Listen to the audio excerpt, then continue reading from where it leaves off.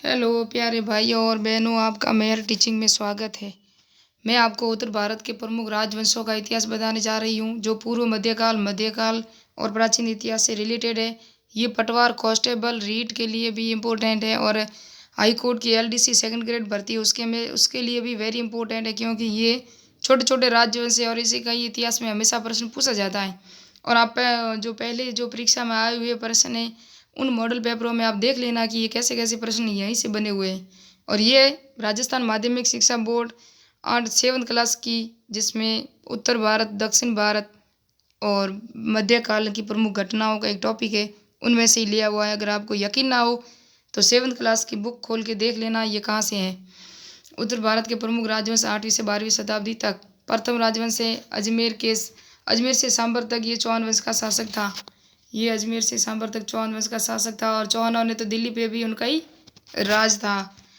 और ये सोलंकी वंश जो गुजरात में थे, भीमसेन के द्वितीय, और मालवा के परमार थे, जो परमीर देव, उसके आला उदल 2 सेनापति या सामंत थे।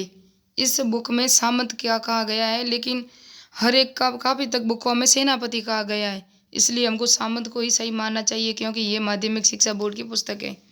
यहाँ इल्तुतमिश ने आक्रमण कर इसको भी अपने अधीन ले लिया। ये बंगाल है। बंगाल में पाल वंश 765 में गोपाल ने की थी, और बंगाल में ही सेन वंश सामंत सेन ने यहाँ स्थापना 1050 में की थी। और गोपाल पाल की मैंने ये लिख दिया, आपको पता है। और ये बंगाल में फिर पता है आपको, जब सेन वंश था, लक्ष्मण सेन, तब बख्तियार खिलजी ने आक्रमण करके बंगाल को अपने अधीन ले लिया और लखनौती तक अपना अधिकार क्षेत्र बढ़ा दिया था। वो तो बख्तियार खिलजी था, जो मोहम्मद गोरी का सेनापति था। अब आगे डिटेल से हम पढ़ते हैं। परतियार वंश संस्थापक नागभट्ट प्रथम था इनका। इस वंश के शासक नागभट्ट प्रथम ने कन्नौज पर अपना अधिकार कर लिया। इस वंश का शक्तिशाली शासक मिहिर भोज था। यह 840 में शासक बना, 50 वर्षों तक शासन किया। उसने पूर्वी पंजाब, मालवा, राजपूताना, मगध और सौराष्ट्र तक शासन स्थापित किया। अपना साम्राज्य विस्तार किया। परतियार शासकों ने सिंध के आगे, चौहानों ने फिर सौराष्ट्र तक अपना साम्राज्य विस्तार किया। परतियार शासकों ने सिंध के आगे बढ़ती हुई विदेशी शक्ति को लंबे समय तक रोके रखा। उत्तर भारत में उसका विस्तार नहीं होने दिया। परतियार शासक साहित्य और कला प्रेमी थे। शासनकाल में सांस्कृतिक उन्नति की थी। गढ़वाल वंश, सेकंड नंबर कौन सा है? गढ़वाल वंश। संस्थापक चंद्रदेव तथा उसने परतियारों को हराकर कन्नौज पर अपना अधिकार कर लिया। उसके अन्य शासक कौन कौन से थे? गढ़वाल वंश के मदनपाल, गोविंद चंद्र, विजय चंद्र के नाम से उल्लेखनीय जो महत्वपूर्ण शासक थे गढ़वाल वंश के। और इसका अंतिम शासक जयचंद गढ़वाल था। 1170 में यह जयचंद शासक बना। 1170 में जयचंद शासक बना और गौर वंश के शासक मोहम्मद गोरी ने 1194 में जयचंद पर आक्रमण किया और उसे कन्नौज पर अधिकार कर गढ़वाल वंश को सदा समाप्त कर दी। थर्ड नंबर पे चौहान शासन था। चौहान वंश विस्तार अजमेर से सांबर तक था। इसका किसका? चौहान वंश होगा। यह शक्तिशाली शासक विग्रहराज चतुर था, इस वंश का शक्तिशाली शासक। अन्य पराक्रमी शासकों में विग्रहराज चतुर, पृथ्वीराज तृतीय थे। पृथ्वीराज तृतीय इस वंश का सबसे प्रतापी शासक माना जाता है।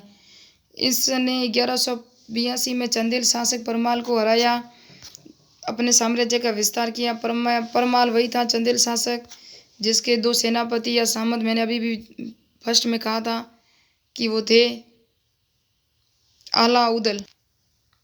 1191 में अफगानिस्तान के गौर वंश का शासक मोहम्मद गोरी ने तराइन के प्रथम युद्ध को हराया था। किसने? पृथ्वीराज तृतीय ने। चौहान ने नहीं, पृथ्वीराज तृतीय ने।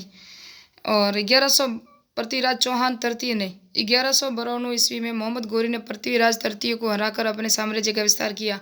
मोहम्मद गोरी भारत आया था कन्नौज पर अधिकार करने के लिए, साम्राज्य विस्तार करने के लिए आया था। और उन्होंने मोहम्मद गोरी ने पृथ्वीराज तृतीय को वापस हरा दिया कि प्रथम बार वो जीत हार के गया था, उसका बदला लेने वापस आ गया। और पृथ्वीराज तृतीय ने सोचा कि वो अब वापस नहीं आएगा, लेकिन वो आया और उनको हरा दिया। 4 नंबर पे है गुहिल वंश। मेवाड़ के गुहिल वंश के बारे में इतिहासों के अलग अलग मत हैं, परंतु ऐसा माना जाता है कि वल्लभी के क्षत्रिय शासक शीलादित्य के पुत्र गुहिल के नाम पर इस वंश की स्थापना हुई। गुइल श्री लिखे प्राप्त सिक्कों से यह माना जाता है कि इस वंश के प्रथम शासक श्री गुइल थे। मेवाड़ इस शक्तिशाली राजवंश का प्रथम पराक्रमी शासक कालभोज था, जो बप्पा रावल के नाम से विख्यात था। बप्पा रावल ने अनेक क्षेत्र में जीतकर साम्राज्य विस्तार किया था। बप्पा रावल का एक नाम कालभोज भी ये लिखा हुआ आप देखते हो, पराक्रमी कालभोज था, इन्हीं का नाम था। बाद में गोइल वंश जो सिसोदा ग्राम में के जागीरदार थे, मेवाड़ के राजा बने, तब इसका नाम सिसोदा वंश पड़ा। इस वंश यानी सिसोदिया वंश का राणा हमीर सिंह, राणा मोकल, राणा कुंभा, राणा सांगा, महाराणा प्रताप, महाराणा राज सिंह प्रताप शक्तिशाली राजपूतों में गिने जाते हैं। मेवाड़ का यह शक्तिशाली राजवंश भारतीय इतिहास में पराक्रम और संघर्ष के लिए माना जाता है और मेवाड़ का ही राजवंश सबसे पुराना राजवंश माना जाता है। गुहिल ने की थी स्थापना 551 में, बाद में सभी आए, कालभोज भी आए, कुंभा सब आए, बाद में आए और कई शाखाओं में बढ़ गए।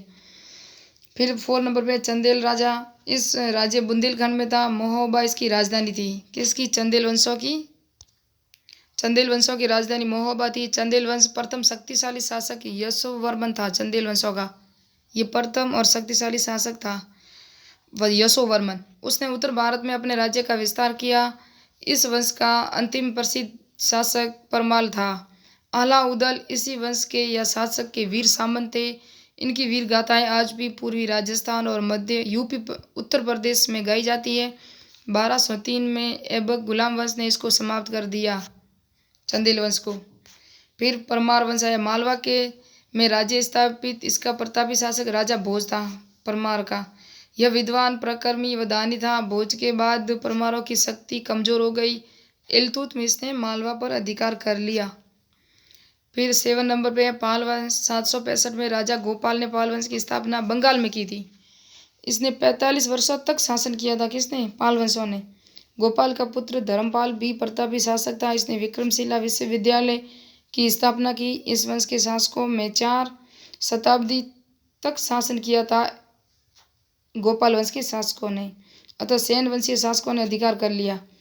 फिर वो सामंत सेन हुआ, लक्ष्मण सेन हुआ और सोलंकी वंश राज्य गुजरात में था, सौराष्ट्र में। राजा भीमदेव के समय मोहम्मद गजनवी ने 1026 में सोमनाथ मंदिर पर आक्रमण किया था। जय सिंह सिद्धराज कुमारपाल प्रतापी शासक थे इस वंश के। किसके? सोलंकी वंश के। 1257 ईस्वी में अलाउद्दीन खिलजी ने अपने अधिकार में ले लिया। किसको? सोलंकी वंश के शासकों को, जो भीमदेव था गुजरात राज्य को। फिर लास्ट में रहा सेन वंश शासन। सामंत सेन ने 1050 ईस्वी में बंगाल में स्थापित किया सेन शासन।